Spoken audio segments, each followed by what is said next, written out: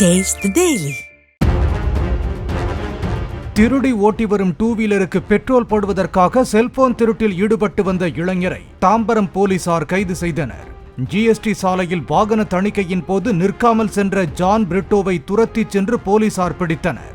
பல்வேறு வழக்குகளில் தேடப்பட்டு வந்த ஜான் பிரிட்டோ ஜாலியாக ஊர் சுற்றுவதற்காக டூ வீலர் திருடுவதும் சில மாதங்கள் ஓட்டிய பிறகு புதிய வாகனம் திருடும் பழக்கம் கொண்டவர் என போலீசார் தெரிவித்தனர்.